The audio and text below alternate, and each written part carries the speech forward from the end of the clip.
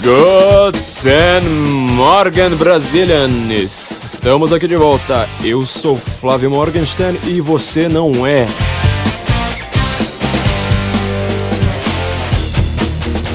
Neste dia em que estamos gravando Guten Morgen, acabamos de descobrir que Donald Trump, o presidente eleito americano, se tornou a personalidade do ano pela revista Time, o jornal Independent, jornal britânico Independent, que sempre foi mais independent e hoje tende cada vez mais para um dos lados do espectro político. Inclusive resolveu lembrar que, além de Donald Trump, também Adolf Hitler já foi personalidade do ano pela mesma revista Time. Assim como Mahatma Gandhi, mais um monte de gente, né? Mas eles lembraram bem de Adolf Hitler neste grande momento. Donald Trump foi a personalidade do ano de 2016 justamente porque a sua eleição surpreendeu a todos, surpreendeu a mídia e, ao contrário do que era, vamos dizer, esperado, Trump acabou surpreendendo também o próprio Partido Democrata, né? O Trump já foi próximo até mesmo da família Clinton. A família Clinton foi convidada, inclusive, para o seu casamento e, de repente, ele parece como político mais extremista, racista, xenofóbico, etc, etc. E mesmo assim ainda consegue levar a eleição americana. Ele ganha o pleito aí com uma larga margem só vista antes em 1926. 90 anos. E se o ano de 2016 foi marcado mundialmente pela eleição de Donald Trump, o próximo ano especificamente vai ser marcado por diversas eleições na Europa. Vocês estão acompanhando aqui no Senso em Comum, aqui no Guten Morgen, nosso podcast. Estamos cada vez mais nos focando na política internacional, talvez pós-impeachment, né? Impeachment que foi perpetrado pela nossa primeira colunista do site, doutora Janaína Pascoal. Vocês ouviram a entrevista com ela aqui alguns episódios aí atrás. Nos deixou numa espécie de auge do Brasil. O Brasil nunca esteve tão no auge quanto no impeachment de Dona Dilma Rousseff. Quando você chega ao auge, a primeira coisa que você deve entender filosoficamente disso é que daí pra frente você só vai pra baixo. Quando você está no auge, você vê Renan Calheiros, você vê Cunha sendo preso, os governadores do Rio, de Minas, daqui a pouco vai ter um monte de tucano sendo preso e a gente não vê a hora disso acontecer, a gente não aguenta mais ter que ficar aguentando esta raça desgraçada, maldita desse partido horrendo, ridículo, nojento, só porque o PT consegue ser ainda pior, né? Os petistas, eles juram que nós somos tucanos, que a gente faz passapano pra tucano, que nós somos pessoas mandadas pelo PSDB. E nós aqui não vemos a hora de podermos parar de pensar no PT e falar assim, bom, agora que o PT já se foi, então prenda essa turma toda, manda Aécio pra aquele lugar, manda esses corruptos, são péssimos governantes, a gente quer esquecer que Fernando Henrique existiu, que venham tempos muito melhores para a gente, nos livrando desta corja. Mas isso aqui no Brasil, nós estamos no auge, a gente só vai conseguir esperar por isso. O mundo, a política internacional é que vai contar muito nos próximos anos, então nós vamos fazer este grande enfoque, que nós já estamos fazendo, na verdade, né? Quem conhece o Guten Morgen já há algum tempo, sabe que nós estamos nos focando cada vez mais nisso, o próprio Senso em Comum também vai fazer isso, nos focar bastante na geopolítica, porque não há sites no Brasil falando de geopolítica, né? Nós estamos numa ilha, o Brasil, é engraçado que ele parece um pouco com a Austrália nisso, né? Até geograficamente está afastado dos grandes centros de acontecimentos mundiais. Está afastado ali da América, está afastado da Europa, não temos proximidade, não temos um histórico, não temos relações de grande porte, obviamente, com estes países. Até nossa cultura, nossa história foi feita por Portugal, que é o país mais periférico da Europa Ocidental. Estamos sentindo essa grande demanda por discutir temas que não saem na mídia, não só que não saem na mídia, como a gente sempre diz, mas mesmo quando saem, tem, na verdade, só uma pequena página, mesmo num grande jornal, num grande veículo de comunicação, a parte de política internacional vai ter ali, no máximo, uma página e meia, e olhe lá. Até por questão de espaço, esses jornais não tem como se aprofundar muito nisso. Então nós vamos cumprir aqui nossa função, vamos nos especializar cada vez mais na política internacional. Quem acompanhou nossos últimos podcasts falando sobre América, Putin, a Rússia, a Ucrânia, a Turquia, o Estado Islâmico, percebeu que nós conseguimos fazer uma pesquisa que nunca dita na mídia. Por causa disso, nós conseguimos e esperamos continuar conseguindo passar informações que simplesmente são discutidas no mundo inteiro. Você vai chegar em qualquer país do Ocidente, as pessoas estarão discutindo aquilo, e no Brasil a gente só fica com as migalhinhas. Nós estamos muito na periferia, nós queremos voltar um pouco para o centro. Espero que vocês gostem disso. Comentários, sugestões, reclamações, vocês sempre podem continuar fazendo. E no final das contas, bom, vamos aqui voltando aqui ao nosso tema principal. Muito foi dito a respeito de Donald Trump, e nós aqui com esse pensamento de periferia só ficamos com as migalhinhas. É bastante difícil você ver alguém na internet, nos seus debates de Facebook de todo dia, nas suas postagens no Twitter, que realmente tenha lido algo a respeito do que está acontecendo na América neste momento, que esteja acontecendo no mundo, que tenha estudado a União Europeia, a OTAN, todas essas grandes instituições burocráticas que estão sendo questionadas no mundo neste momento. Basta-se ver o Brexit, a saída da Grã-Bretanha da União Europeia, agora cada vez mais em risco de acabar não acontecendo, e a própria eleição de Donald Trump, né, que criticou a agenda globalista de Hillary Clinton, que acusou esses grandes superestados burocráticos, como a União Europeia, fortemente graças a isso, numa discussão periférica, né? As pessoas não leem nem as fontes, na verdade não são nem as fontes, elas não leem nem os próprios artigos dos jornais que citam, né?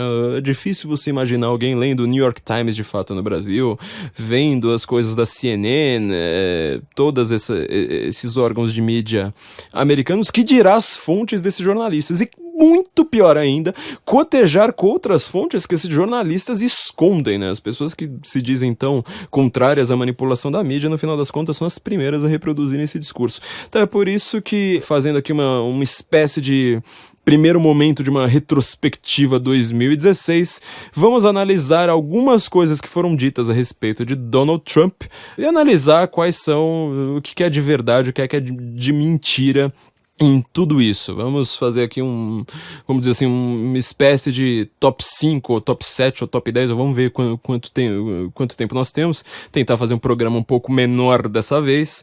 Tem muita bobagem, óbvio, tem desde aquelas coisas mais toscas que são ditas, até aquelas coisas que são bem complicadas, que até mesmo gente que estuda relações internacionais, estuda história, direito internacional, muita gente aí que nos ouve é justamente dessa área, muitos advogados, economistas, estamos gostando bastante do nosso público, né? Muitos políticos aí que estão nos ouvindo cada vez mais. Isso porque nós estamos aqui no nosso episódio número 25, né? A gente ainda tem um quarto de 100. Olha só que coisa, a gente precisa comemorar bastante, agradecer muito a você que está nos ouvindo por conta disso. Mas vamos então analisar alguns boatos ou algumas verdades que foram ditas a respeito de Donald Trump para começar a rever um pouco do que foi 2016. Primeiro, Donald Trump é populista. Donald Trump foi acusado de ser populista diversas vezes e, inclusive, já apontando aqui um pouco para 2017, as análises geralmente dizem que o populismo está em voga, né? Parece que ele vai voltar agora em 2017 às eleições na Europa, seguindo o paradigma imposto, ou pelo menos assim, iniciado por Donald Trump. O populismo estará voltando. As eleições, sobretudo na França, que são as mais preocupantes para o mundo, indicam a possibilidade de Marine Le Pen estar no segundo turno. As primeiras pesquisas de opinião mostram que ela perderia no segundo turno por 60, se não me engano, 68%, 67 ou 68%. Se eu fosse Marine Le Pen, eu nem faria campanha. Ela já está eleita. Se você quiser adivinhar o futuro, basta... A lição de 2016 foi essa, né? Pegue todas as pesquisas, pegue todas as projeções da mídia, simplesmente multiplique por -1 e você terá a verdade. Não precisa de bola de cristal. Bom, o populismo parece estar voltando no mundo, né? A revista Economist, inclusive, ela disse: Nationalism goes international. Parece que agora o nacionalismo bronco, né? Aquele coisa mais chauvinista, xenofóbica, reacionária, grotesca, preconceituosa de Donald Trump agora está se espalhando para a Europa. Quando você diz que um político é populista, o que você está dizendo? Vamos chegar. Primeiro a gente precisa sempre das definições, né? Que é o método socrático que a gente faz aqui. O que é que você quer dizer com esta palavra? Defina, delimite-a para nós não confundirmos com outras palavras que possam ser parecidas, mas de significado diferente. O que significa populismo? Populismo é uma política bastante antiga, né? Até os antigos romanos sabiam do que não exatamente com este nome, mas sabia exatamente o que era alguém que era populista.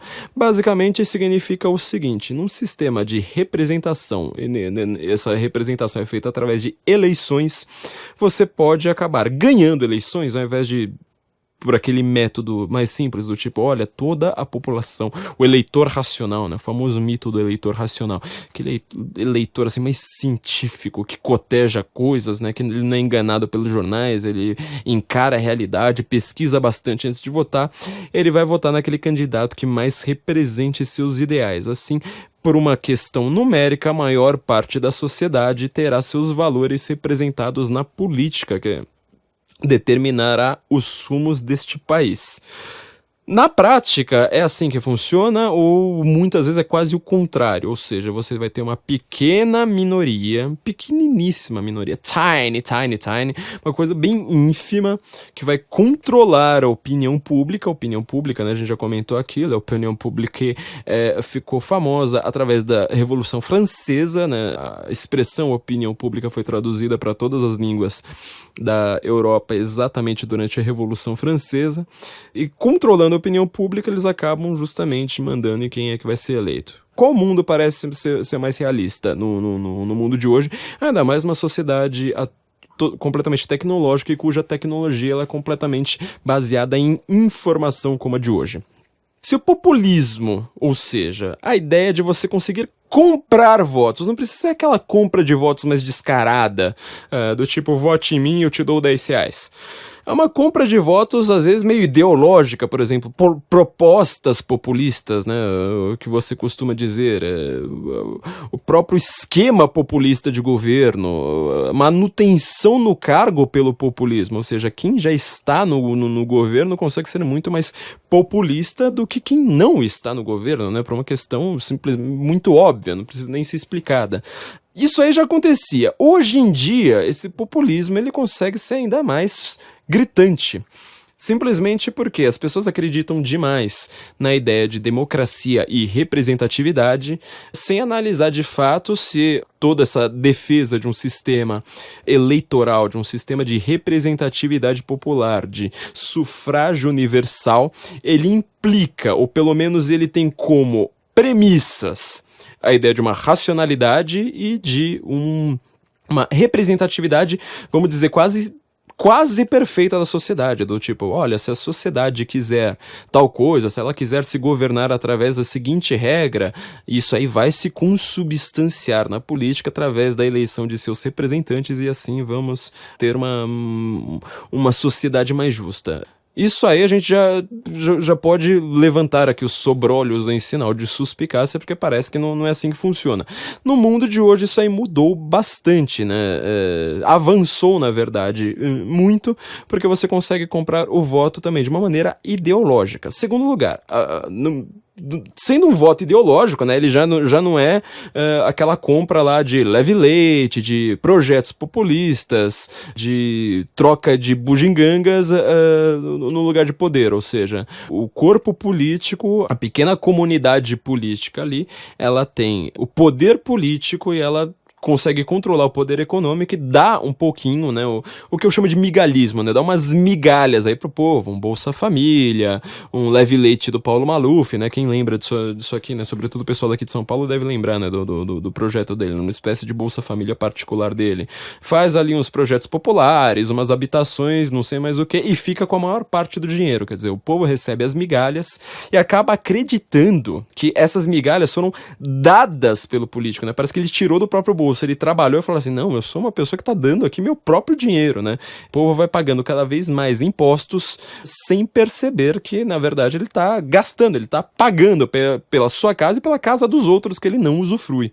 Um país como o Brasil, que é um país de recursos de recursos naturais, extremamente rico, ao contrário, por exemplo, da Suíça, que tem basicamente menos de 20% de terras cultiváveis, acaba sendo um país extremamente pobre, enquanto a Suíça é um país extremamente rico, justamente porque aqui nós temos uma política populista, um modo populista de fazer política que a Suíça não tem. Então, na verdade, o populismo ele significa essa compra de votos. Pode ser uma compra ideológica também. Basta você abrir qualquer jornal hoje, ver quais são os ismos que estão sendo discutidos, os ismos que estão sendo colocados para a população, os ismos ifóbicos que também são alocados a respeito de políticos que eles não gostam, né? Por exemplo, aqui ele fez uma declaração machista, aqui ele fez uma declaração islamofóbica, aqui ele fez uma piadinha homofóbica. Isso aí é uma espécie de populismo ideológico. Uma espécie não, isso aí é o populismo ideológico, ou seja, o controle da opinião pública, ou seja, o controle de quem vai votar, tirando a representatividade, quer dizer, a sociedade ela pode ter valores que caminhem numa direção. Os formadores de opinião, olha como isso aí é uma expressão típica de lugares populistas. Os formadores de opinião, essas pessoas que crescem, que têm muito poder numa sociedade de massas, eles têm valores que caminham em outra direção. Então eles estão o tempo todo ali tentando controlar os votos da população nessa ou naquela direção. Para completar, a gente precisa lembrar da velha lição do Bertrand de Jouvenel, em seu livro O Poder. Ele existe, se eu não me engano, em português, mas eu acho que ele tá meio sumido aí do mercado, ele é bem difícil de ser encontrado, mas vocês devem encontrar em inglês. Eu sempre deixo o link da Amazon aqui no Senso em Comum, né? Vocês vão ver lá no Senso em Comum para vocês comprarem esse livro em inglês, mas ele na Amazon não está assinado por ele, né? Não tá lá Bertrand de Jouvenel, mas o livro On Power é exatamente o que eu tô falando. O poder, a minha forma de resumir esse livro é sempre a mesma, né? O poder é o poder de você ter mais poder ainda, ou seja, quando você não tem poder, você não tem a capacidade de fazer as suas potencialidades de ação, de execução, de materialidade crescerem. A ideia do poder nessa sociedade extremamente politizada é você usar o poder político para você adquirir ainda mais poder. Então, o Estado na modernidade aqui estamos usando no sentido lato, né? Ou seja, desde ali da Revolução Francesa, mais ou menos, a modernidade ela sempre teve a tendência de ter estados cada vez maiores, não cada vez menores, né? Sempre se paga cada vez mais impostos, sempre se tem uma burocracia muito mais gigantesca, né? Faceless bureaucracy, uma burocracia que você não consegue ver, e no final das contas, o povo não sabe nem o que está acontecendo. Bom, essa é a nossa definição de populismo, ela parece ser adequada, não sei que críticas podem ser feitas, mas aceitamos qualquer tipo de crítica. Donald Trump é populista? Bom, para Donald Trump ser populista, ele precisaria vender ou estar no poder e prometer bugigangas, ou não estando no poder, né, prometer bugigangas, ou estando no poder dar algumas bugigangas para as pessoas, dar aqui um programa assistencialista, falar, olha, vou aumentar o salário mínimo, vou dar aqui o Bolsa Família, ou a versão da América, né, os food stamps, vou aumentar isso aí, ou então ele seria um populista ideológico, ou seja, não, gente, vocês precisam ter mais salário, a gente precisa cortar mais impostos dos ricos para dar para os pobres, a gente precisa ter mais sindicato, vamos dar mais força aí para os sindicatos, a gente precisa controlar melhor a economia. Donald Trump é alguma dessas coisas? Você pode reclamar de Donald Trump o quanto você quiser, mas no final das contas, apesar dele ser chamado de populista justamente pelos formadores de opinião dessa era moderna, ele é exato contrário de um populista. O projeto de Donald Trump é justamente ter um Estado menor, enxugar impostos, diminuir a burocracia, né? Uma das primeiras coisas que ele já definiu é que cada decreto que for assinado em seu governo precisará ser feito. Obviamente, ele vai falar assim, não, eu preciso governar, né? Precisamos aqui criar novos decretos, mas para cada decreto precisa extinguir 2 decretos anteriores. Quer dizer, ele está diminuindo o poder do Estado. Ele está acreditando no poder de fazer negócios, do business, da arte da negociação, né, como diz o próprio nome do livro dele. Então ele é o contrário de um populista. Ideologicamente, ele faz ainda mais o contrário. Quer dizer, as pessoas e os formadores de opinião, né, não as pessoas no meio da rua, mas os formadores de opinião dizem para as pessoas, olha, o problema do mundo hoje é o machismo, é o preconceito, é a islamofobia, disparidade salarial de homens e mulheres, que a gente aborta muito pouco, etc. Ele vai lá e faz exatamente o contrário. Ele fala assim, não, eu vou falar com o americano mesmo, eu vou falar aqui com as pessoas que não leem CNN, que não são as pessoas informadas aqui pela que seria no Brasil a Folha de São Paulo e a Rede Globo. Ele vai lá falar assim, olha, sabe o valor americano, aquele valor de trabalho duro, ó, você tá se esfainando aí todo dia aí no interior de Oklahoma, eu vou falar com você.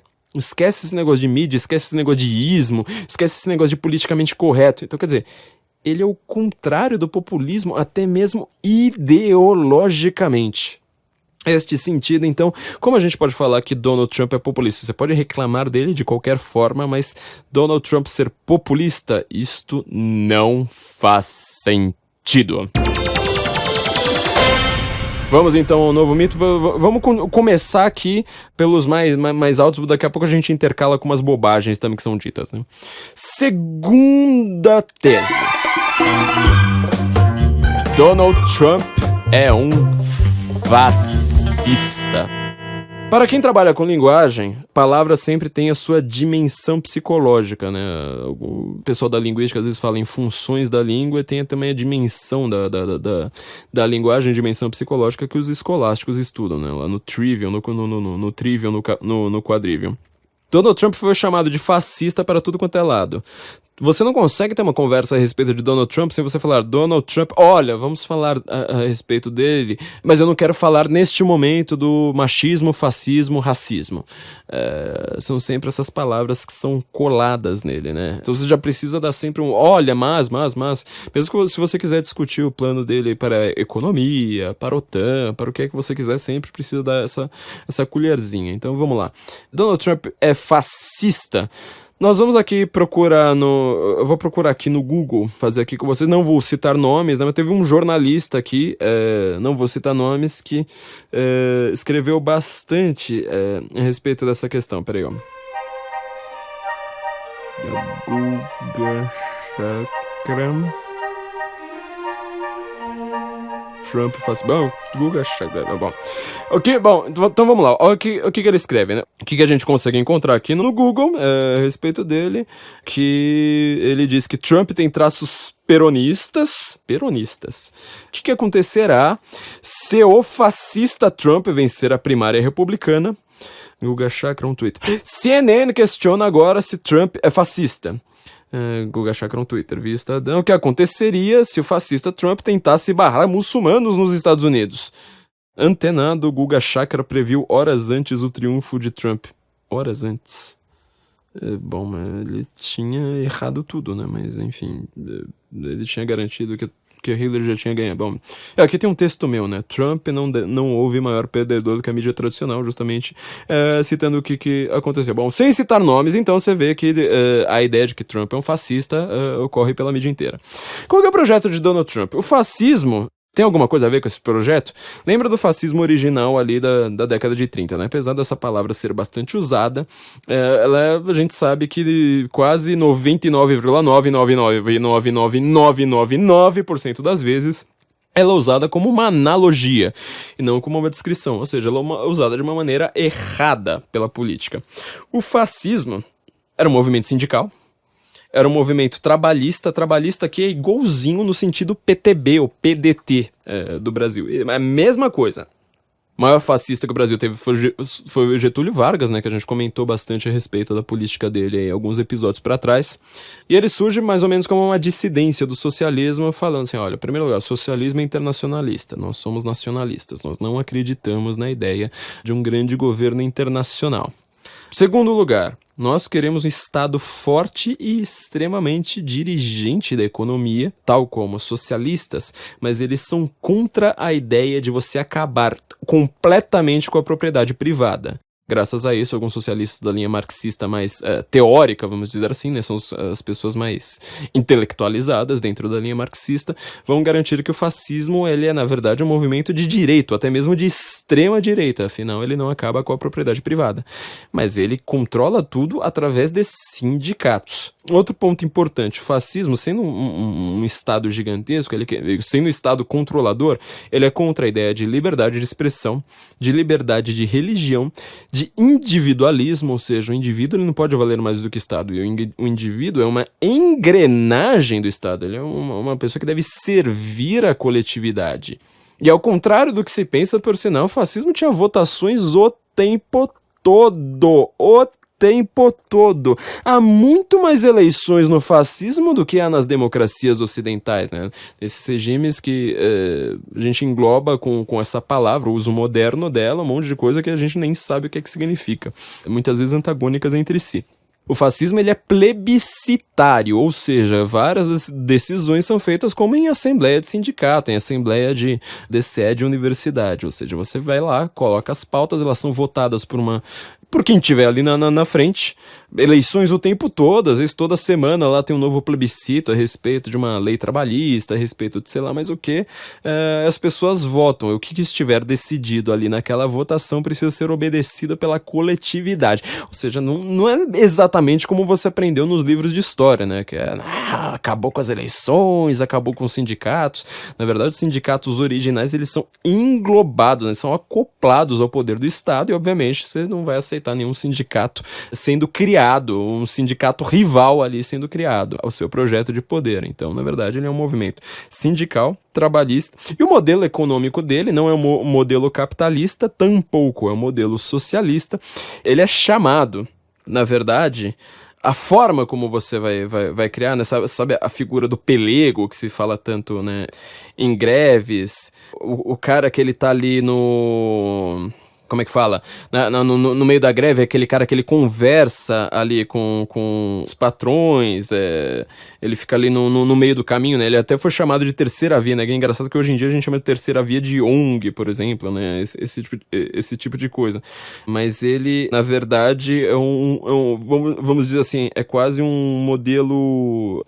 uma espécie ali de meio de campo, né? O fascismo ele acaba funcionando quase como um meio de campo ali entre os donos de fábricas, né? Os capitalistas da antiguidade e a nova classe sindicalista, os novos operários, esse tipo de coisa, né? O modelo deles é o chamado dirigismo, ou seja, você tem uma direção ali da sociedade através de um partido que ele vai se tornando um partido único. Ele não tem mais nenhuma concorrência. Tem uma concentração de poder absoluta e expansionista. Por isso que o fascismo ele é sempre associado ao militarismo, mas antes do militarismo, obviamente, ele tem toda a questão econômica. Existe até um monumento no Rio Grande do Sul, não lembro agora em qual cidade, que é justamente um monumento a este modelo político do Vargas, esse modelo político dirigista. Um movimento de sindicatos fazendo o seu projeto de pressão. Sobretudo, como resultado, né, apesar do militarismo, ou seja, o militarismo em questão de fronteiras, justamente por uma espécie de chauvinismo ali ideológico, chauvinismo econômico, apesar disso, como o Estado controla toda a população, ele acredita que, olha, criminalidade advém da desigualdade, todas as questões ali de conflitos advém da falta de Estado, da falta de união de todos ali por uma economia dirigida pelo Estado. Então o que é que ele vai lá faz? Ele fala assim, olha, essa questão assim de, por exemplo, você ter armas, de um indivíduo poder ter armas, isso aí tem que acabar. Todas as armas devem ficar nas mãos do Estado, porque o Estado consegue planificar, apacentar toda a população.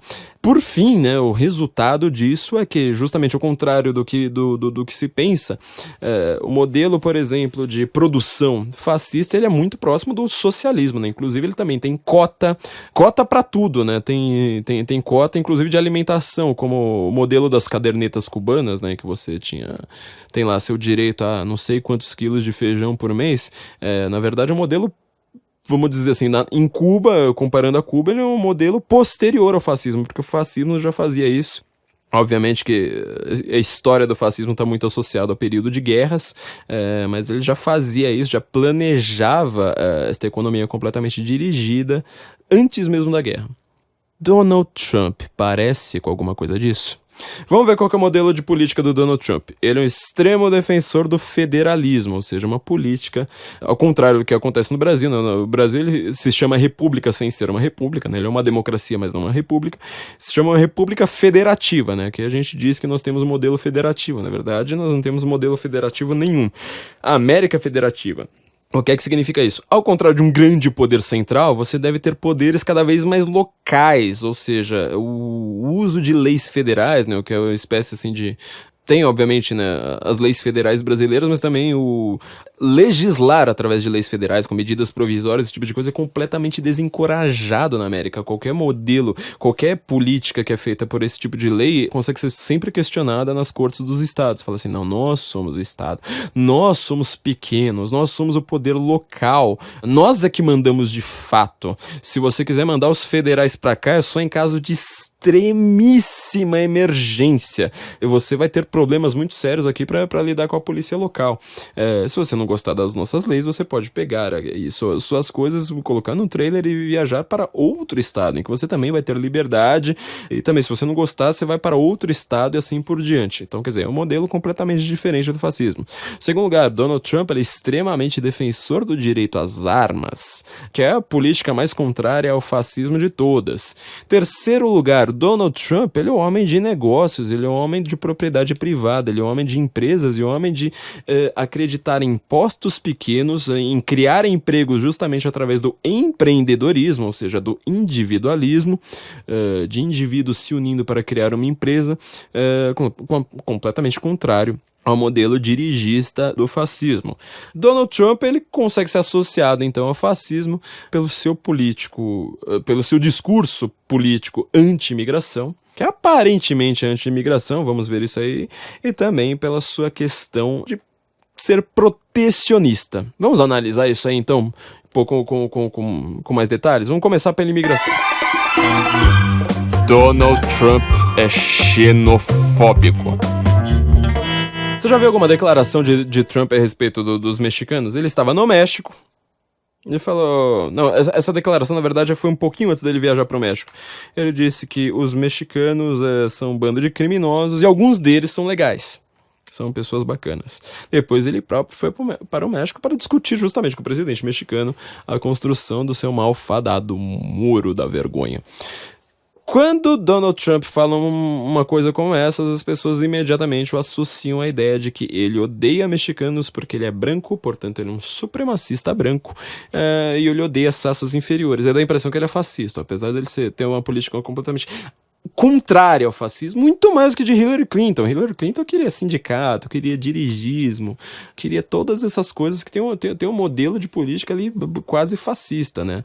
Donald Trump era o contrário, mas justamente por ele ter um discurso contrário à imigração, ele é chamado de fascista. Vamos lá. Imigração. Existe imigração legal e imigração ilegal. Isso aí acontece bem antes da modernidade. Na antiguidade, já as cidades eram muradas.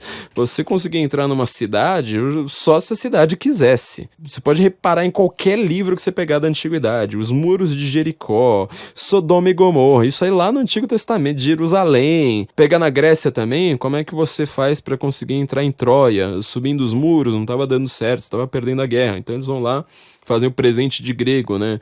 Dão um cavalo, dando uma impressão que era uma rendição, né? Um sinal de rendição, uma estátua de um cavalo de madeira. Os troianos, né? Hoje em dia acredita-se que Troia ficava na Turquia. Os troianos colocam o cavalo para dentro dos muros da cidade, vão dormir, aí estava cheio de gregos lá do exército grego, escondidos dentro do cavalo de Troia. Ou seja, Tem muro, sempre teve imigração sempre legal e ilegal.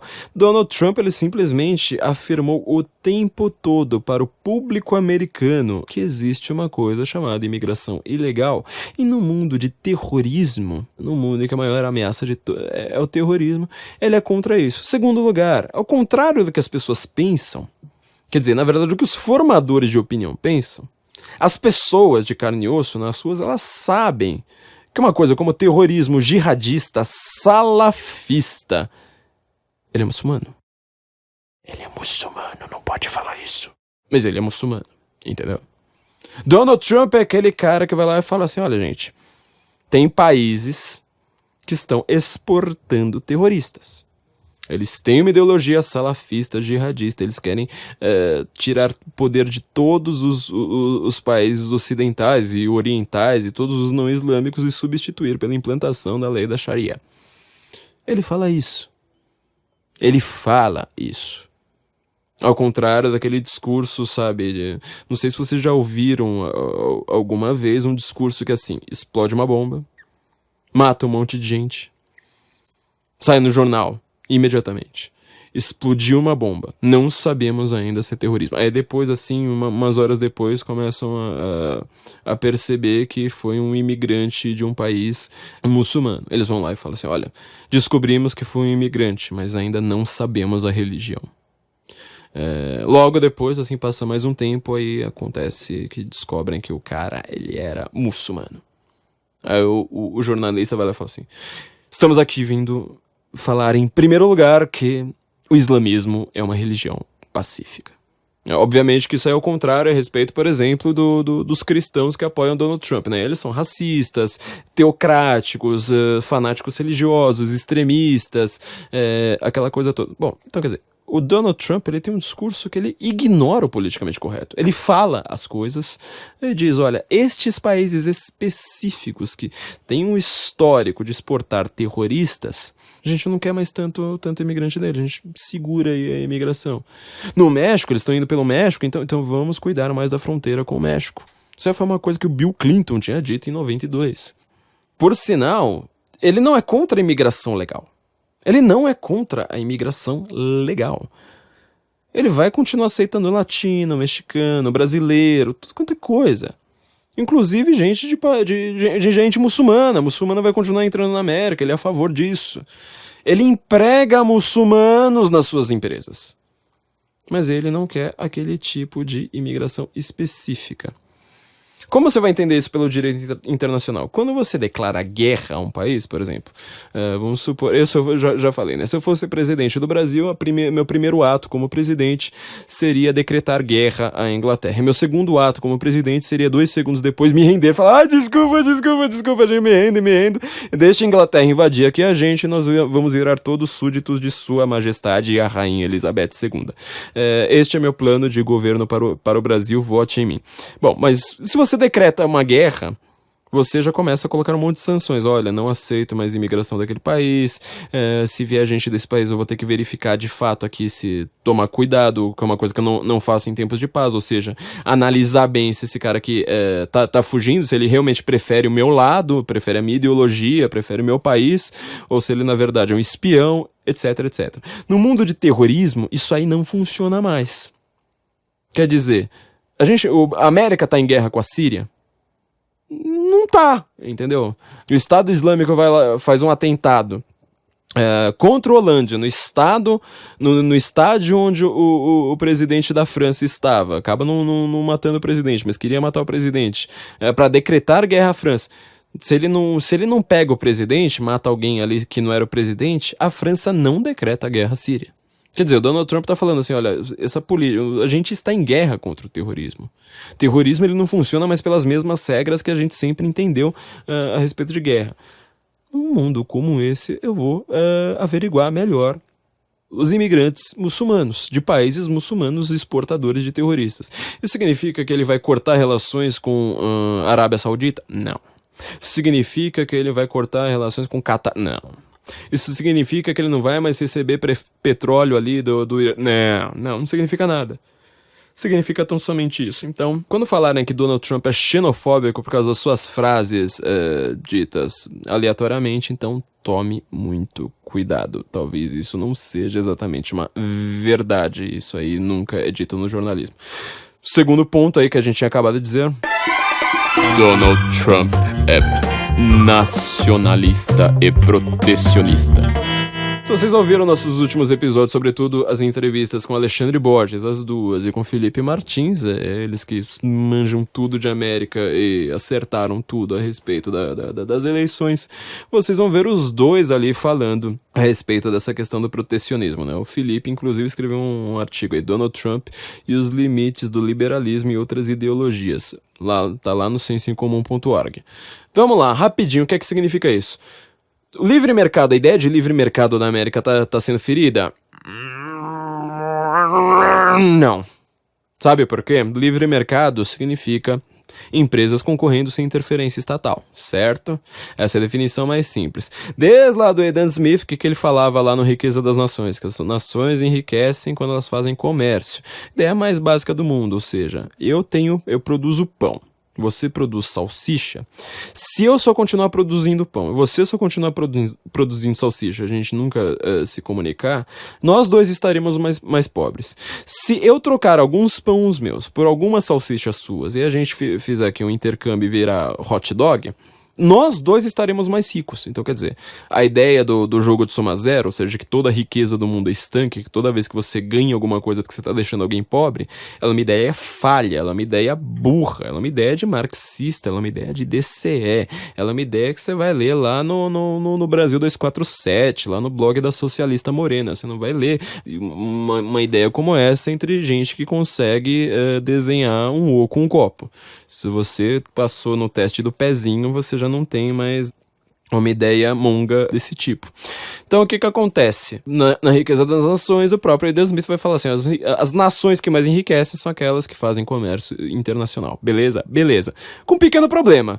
Imagina, né? A Riqueza das Nações, Adam Smith era escocês, estava ali já se integrando ali à Inglaterra. Ele sabe que comércio entre empresas é uma coisa, comércio entre empresas de países diferentes vai envolver duas leis, mas aí se forem dois países que se adequam ao livre mercado, beleza. E no mundo de hoje, em que você faz comércio com países que não são de livre mercado, ou seja, você faz um comércio americano, de empresas americanas, do mundo livre, com um país como a China, que hoje tem uma economia já cheia de empresas privadas, só que em compensação também controladas ali, com um modelo já quase fascista também, mas o modelo dele já é muito mais próximo do socialismo, ou seja, um fascismo mais hard, e o governo acaba enriquecendo. Na verdade, você não está fazendo livre comércio. Você aqui, como uma nação, você está enriquecendo, mas você está empobrecendo outra nação e você está fortalecendo um Estado inimigo. Um Estado que aponta ogivas nucleares para a sua cabecinha. Você, quando você faz comércio com esse tipo de país, é muito melhor do que você fazer guerra. Não tenha a menor dúvida a respeito disso. Mas, em compensação, não é a mesma coisa que livre comércio. A ideia hoje dessa direita que todo mundo chama de alt-right, né? A gente comentou aí há 2 episódios pra trás, o que é essa tal de alt-right que tá todo mundo falando, né? Todo mundo usa como se fosse sinônimo de fascismo. É justamente a crença no livre comércio ao contrário do fascismo. Mas a crença de que o livre comércio nacional ou entre nações, vamos dizer, amigas, prósperas, de leis e costumes parecidos, ele é válido. O comércio com países, por exemplo, como os países do Oriente Médio, que nos vendem petróleo para sair degolando gay, para terem mais poder e para financiar terrorista, este comércio não é tão vantajoso. Quando dizem que Donald Trump é um protecionista, acredite, ele não é um petista. Ele não é um Ciro Gomes. Ele não é um peronista. Ele não é nada disso. Ele está simplesmente percebendo uma verdade autoevidente de um mundo que, se Adam Smith estivesse vivo hoje, se tivesse a tecnologia de hoje, ele estaria olhando para a China e falando, tome cuidado. Não vá fazer comércio com chineses e com qualquer totalitarismo maluco, achando que isso aí vai ser vantajoso para você. Então, outro mito aqui, debunked.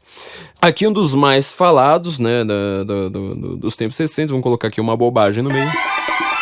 Donald Trump é machista. Isso aí se deu porque, basicamente, algumas pessoas que trabalharam com Donald Trump dizem terem sido abusadas por ele. Veja as fotos dessas pessoas comparadas a Melania Trump, sua esposa. Eu acho que simplesmente ver aquelas fotos ali já diz tudo. Mas em segundo lugar, você vai ver uma coisa bastante estranha, que é o seguinte: essas pessoas que acusaram Trump de serem estuprador, terem abusado delas, não sei mais o que, não eram pessoas desconhecidas. Eram pessoas com o microfone da mídia. Umas delas eram participantes do Aprendiz. Outras trabalharam no Miss Universo. Não como modelos. Todas das empresas de Donald Trump. Por que elas disseram isso? Assim, todas resolveram aparecer só milagrosamente naquele momento em que Donald Trump começa a disparar nas pesquisas e ameaça Hillary Clinton. Isso porque as pesquisas ainda acreditavam que Hillary estava bem à frente. Por que elas só falaram isso neste momento? Faltando 3 semanas para as eleições, sai um vídeo com mais de 10 anos de idade em que Donald Trump comenta numa conversa privada com um amigo que no mundo das celebridades é assim, se atiram pra cima dele, já chega grabbing her by their pussy. Aquela palavra proibida, sabe a palavra B? Então, é a palavra proibida da língua portuguesa, apesar de pussy em inglês também significar outras coisas mais bonitinhas. Numa conversa privada, você acha que realmente Bill Clinton diz alguma coisa diferente? Você acha que alguém diz alguma coisa diferente? Talvez um padre. Talvez a Marcela Temer, só que aí no caso da Marcela Temer, como ela é contrária à esquerda, tu não vai lá e critica ela de volta, falando, tá vendo? Ela é recatada e do lar, ela é a puritana, olha, ela nem fala a palavra B, que mulherzinha horrível, né? Então você vê que inverte, então isso aí também é uma coisa que foi uma cortina de fumaça, como se vê. A gente fez a primeira entrevista com o Alexandre Borges exatamente depois daquela semana, ainda assim ele apostou, falou assim, não, Donald Trump ainda tá na liderança, ele tem muito mais chance do que a Hillary de ganhar, e dito e feito, né? Quem não acredita na mídia acaba sempre acertando neste mundo de hoje. O que nos leva também a outro ponto, nós já falamos aqui da xenofobia, né? O que também implica também o racismo, mas vamos aqui ao mais um ponto. Donald Trump é homofóbico. Brandon O'Neill, que eu acho o melhor jornalista do mundo hoje, escreve para Spiked e também escreve para Spectator britânica. Ele escreveu um texto justamente perguntando assim, cadê a prova de que Donald Trump é homofóbico? Sabe o que a gente conseguiu descobrir tentando pesquisar sobre esse negócio da homofobia de Donald Trump? O problema é o seguinte, Donald Trump é uma pessoa desbocada, não liga pro politicamente correto, fala que dá na telha, não tem filtro nenhum. Então você consegue encontrar declarações infelizes, toscas, mal feitas dele sobre qualquer assunto. Mas cadê sobre gay? Sério, não, procurei, tipo, o Donald Trump falou alguma coisa contra gay. Não tem. Não, sério, não tem. Zero, não tem. Só que as pessoas, por exemplo, estavam ouvindo, vocês ouviram o último episódio, né, que a gente comentou sobre o Braincast falando de Donald Trump, né? Estavam lá o tempo todo falando assim, nossa, porque aí a homofobia, né, as pessoas estão aceitando a homofobia, só aqueles caipiras brancos racistas, né, e achar que todo mundo que mora no meio da América é branco racista, não tem nada de racismo, né? São esses brancos racistas que eles são preconceituosos e de líderes de igreja, e ao contrário do Obama, que acha que casamento gay é super bacana, eles querem regredir tudo e não sei mais o que. Cadê a declaração do Donald Trump contra gay?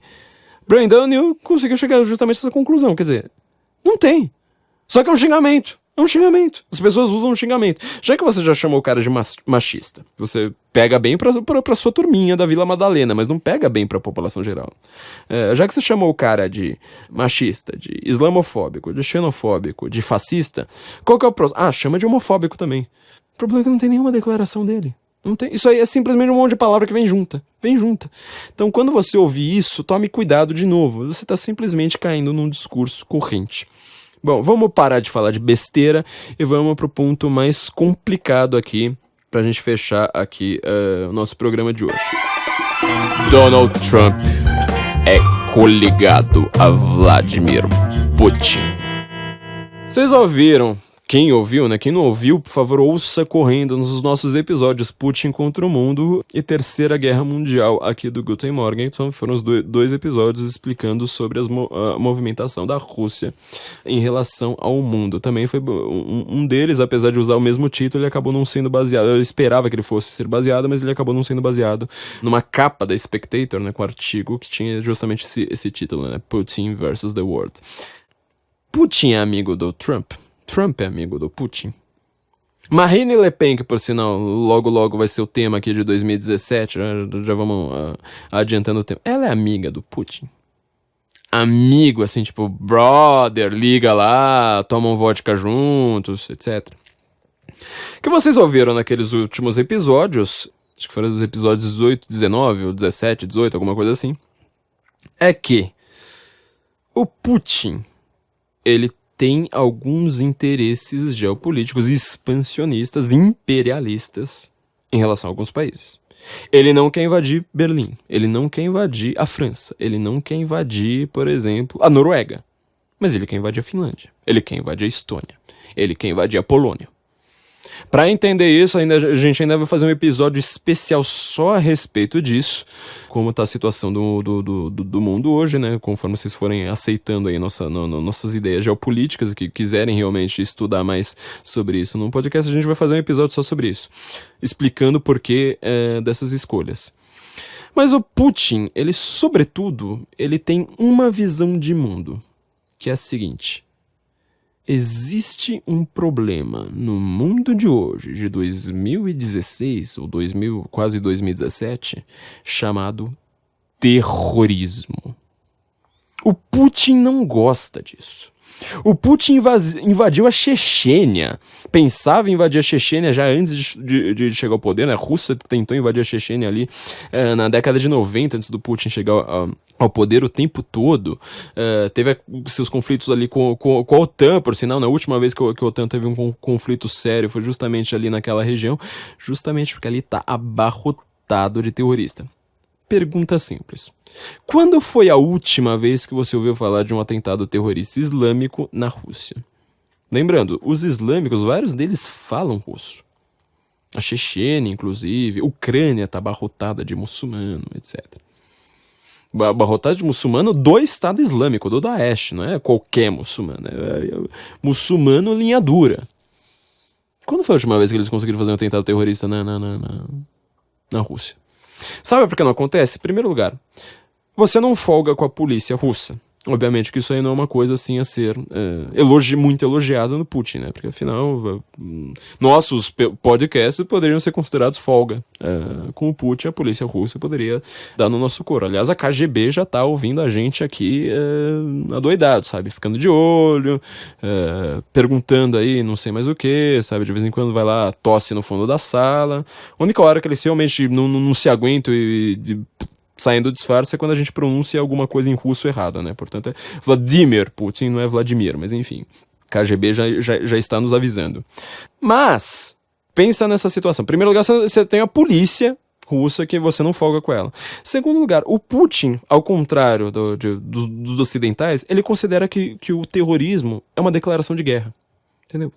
Terrorismo é declaração de guerra. Então, quer dizer, se você fizer um atentado terrorista na Rússia, você é um cara, por exemplo, sei lá, da Líbia, ali de Benghazi, sabe, que a gente escreveu, né, aquela coisa que complicou tanto a vida da Hillary Clinton, ela perdeu a eleição por causa disso e não tem um artigo sobre Benghazi em português, a não ser praticamente o nosso, lá no Senso em Comum.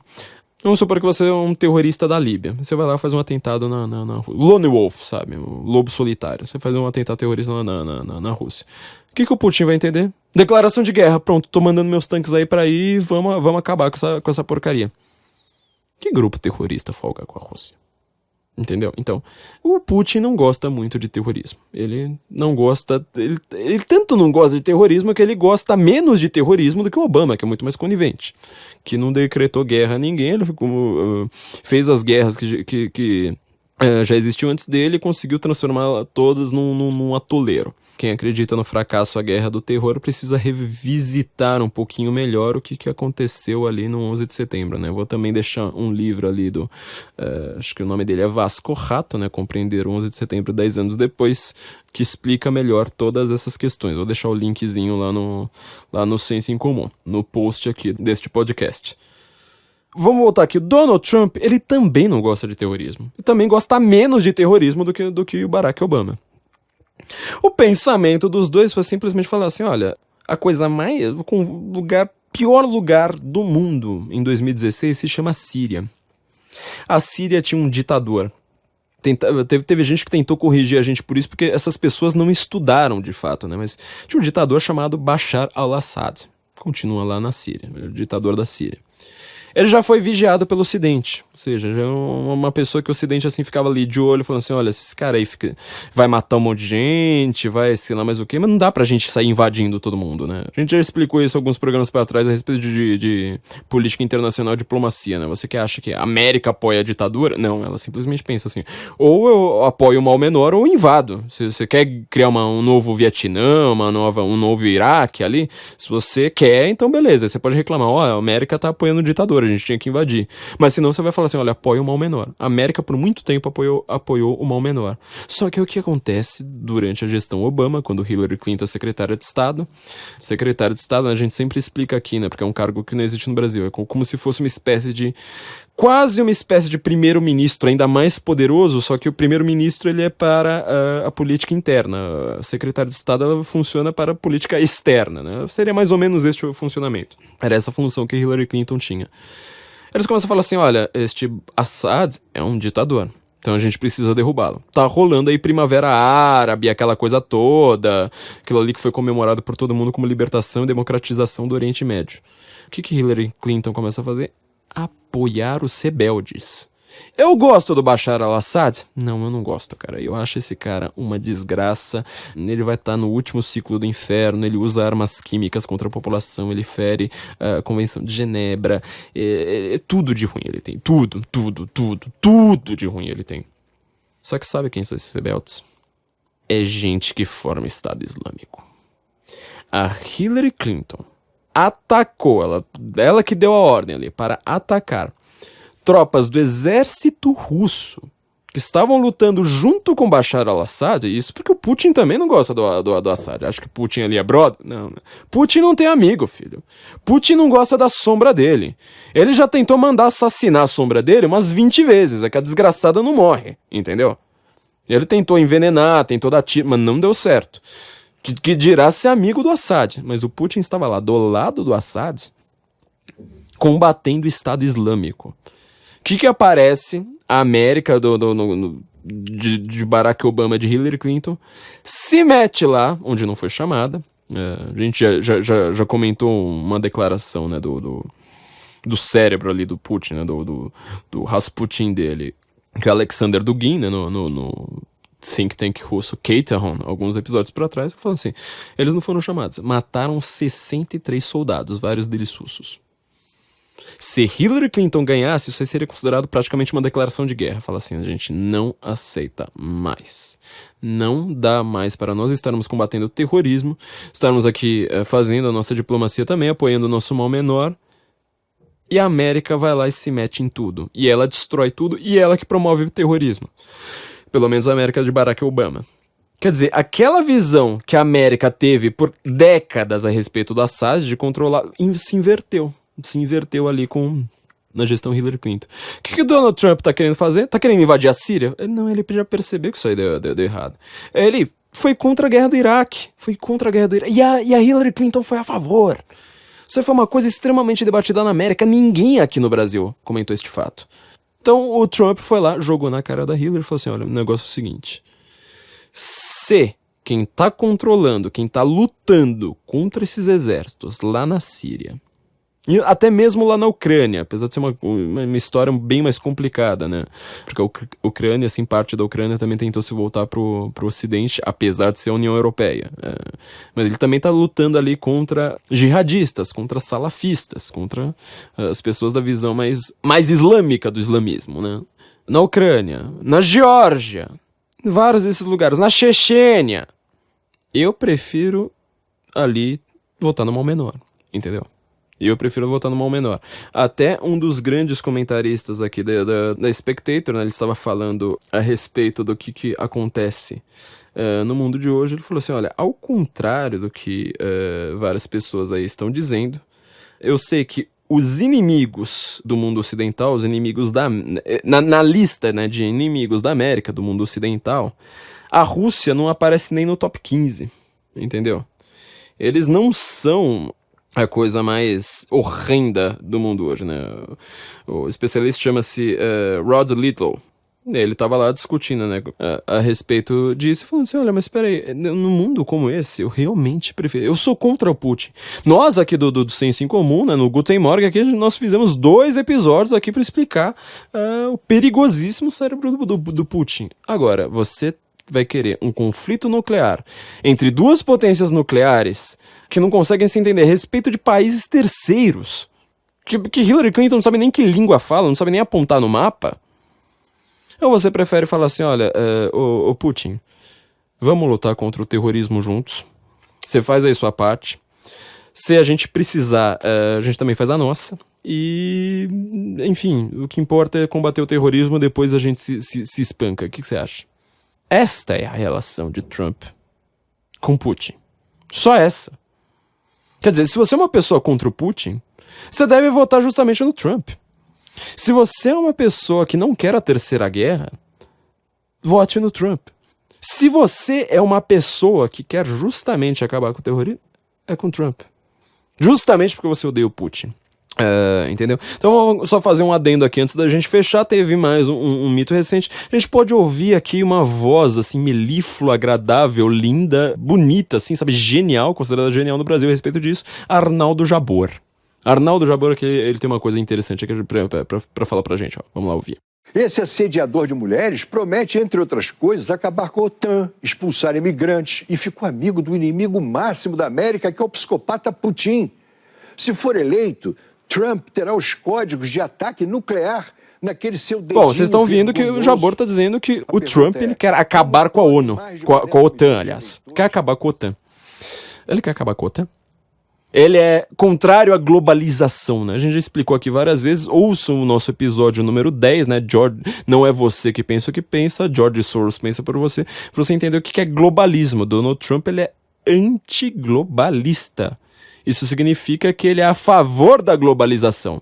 Parece que nenhum jornalista brasileiro, e vários no mundo também, né, inclusive na Economist, que a gente acabou de citar aqui, eles sabem dessa diferença. Ou seja, globalismo é o poder transnacional de uma burocracia que cria lei e ninguém votou por ela. É a União Europeia, são esses conselhos de saúde, de segurança, de sei lá mais o que ninguém vota, ninguém sabe o que é, e todos os países vão lá e tem que falar assim, olha, a gente tem que obedecer aqui a nova resolução da ONU. ONU, né, que é o grande auge do globalismo. Olha, a Unicef disse que X, olha, a Organização Mundial de Saúde está determinando agora que a gente precisa ter legalização do aborto, sei lá mais o que. Isso é globalismo. Globalização é o contrário, globalização é o poder local, cada país produz o que tem de melhor. Eu produzo pães, aquele país ali vai produzir salsichas. Isso é globalização. Globalização não acontece sozinha também, ela é planejada, ao contrário do que muitos ultraliberais pensam, né? Os liberais dogmáticos. Globalização não acontece por essa ordem espontânea que eles acreditam. Inclusive, quem criou a globalização foi justamente planejando, falando assim, olha, esse país vai ter que produzir isso, aquele país vai ter que produzir aquilo, não sei mais o que. Todos eles vão enriquecer com o comércio.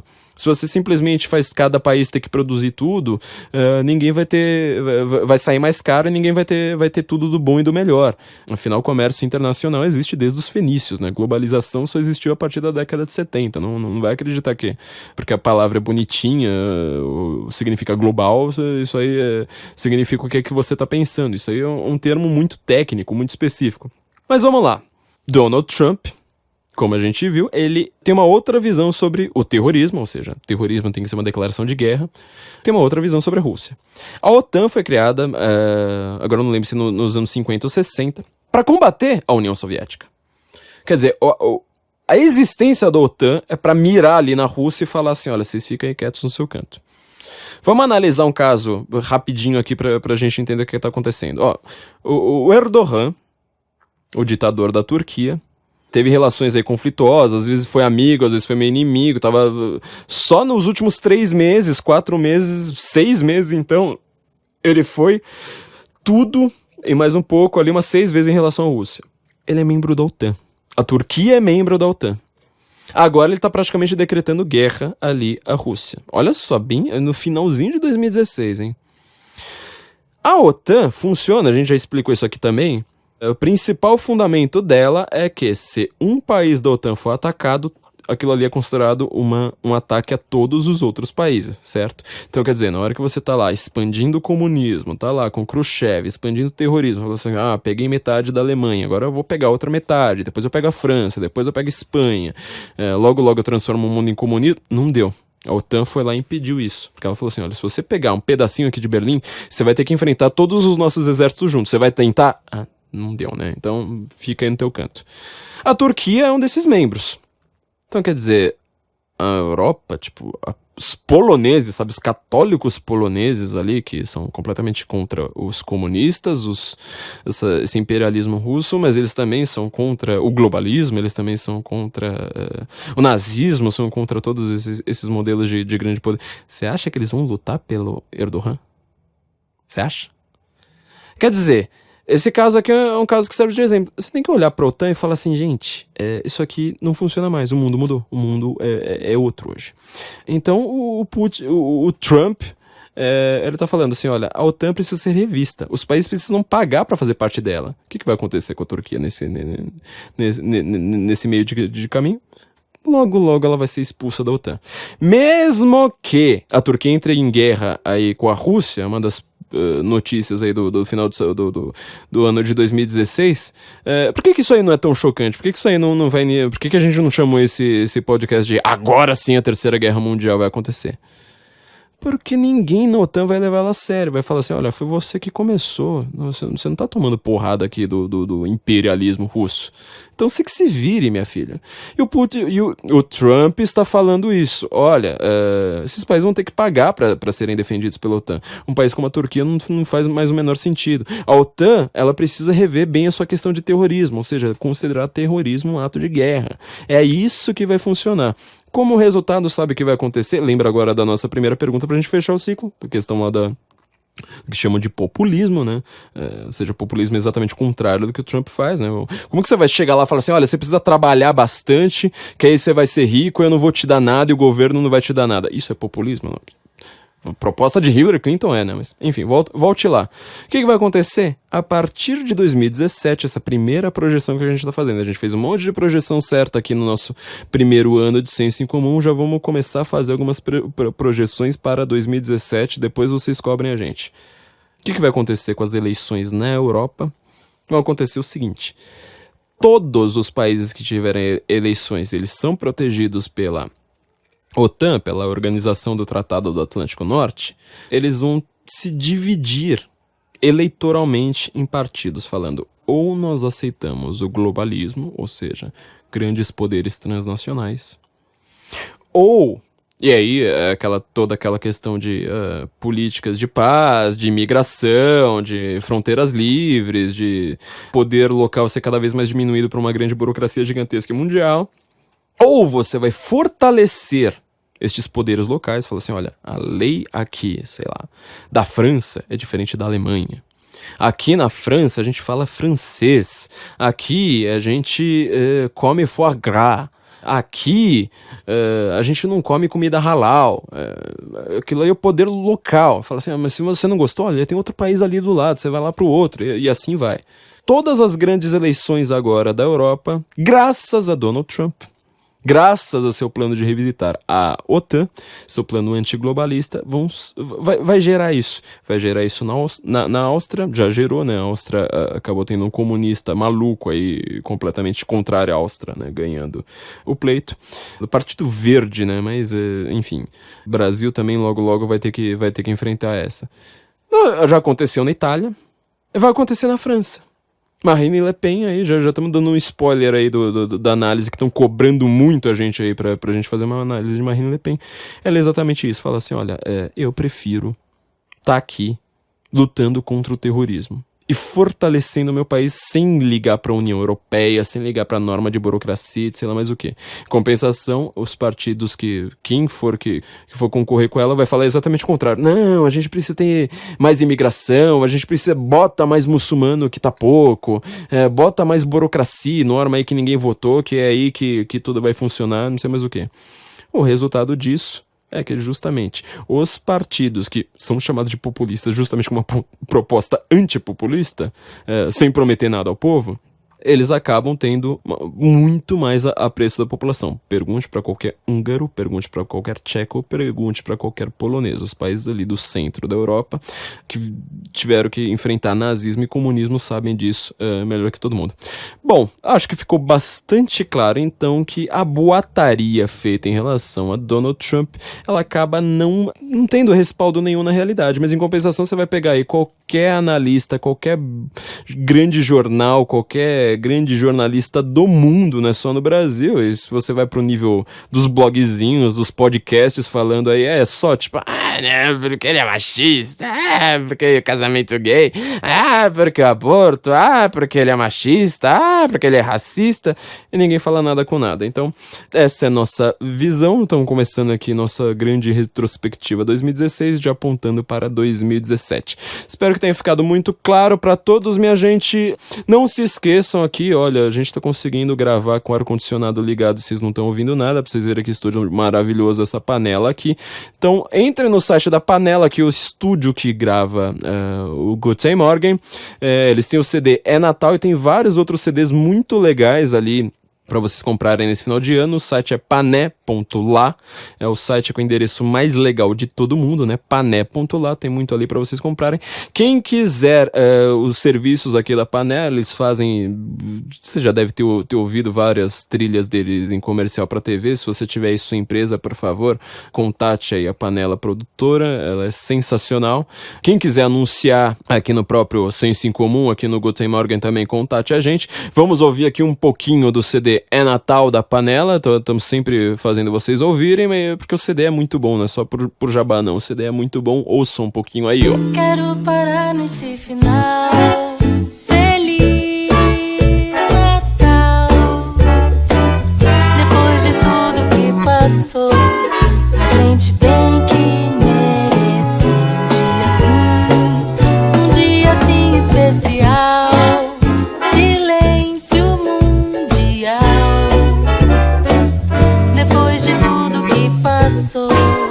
Feliz Natal. Depois de mais um filho, depois de muito berro, nasceu mais uma estrela no meio de outra guerra. Depois de tanta falta de gente que está fora, de gente que se fora pra gente antes da hora. Depois de um acidente, outra edição do Oscar, manchetes de enchentes, oscilação do dólar. Depois de tanta conta, depois de tanta nota, depois de dar a volta. E não se esqueçam de que a gente está conseguindo, vamos nos fortalecer nessa questão de política internacional. Estamos escrevendo aqui alguns artigos exclusivos para os nossos patronos no Patreon, nossos patronos aí que estão querendo conteúdo com mais abalizado, com mais qualidade, um conteúdo mais aprofundado do que a gente consegue escrever no Google para todo mundo. A gente está escrevendo ali no Patreon, então você entra no Patreon, vamos ver se o PagSeguro sai aí algumas dessas semanas, porque não depende só da gente, algumas dessas semanas vindouras, para que você quiser contribuir com o nosso site também em real, não só em dólar como o Patreon faz, apesar da burocracia geralmente ser fácil, só exige um cartão internacional. Por favor, favor, contribuam aí com a gente. Com o Patreon você vai ter acesso a muito conteúdo exclusivo. Não se esqueçam de assinar nosso feed, baixem o iTunes ou ouçam pelo seu celular, mas coloque lá assinar feed e deixe seu comentário. Vocês não estão comentando pra gente, a gente fica muito solitário e triste. Não há dinheiro no mundo, não há marketing no mundo que consiga cobrir isso. Então, nos ouvimos na semana que vem. Esperamos que vocês tenham gostado aí do nosso episódio. Guten Morgen, Brasília.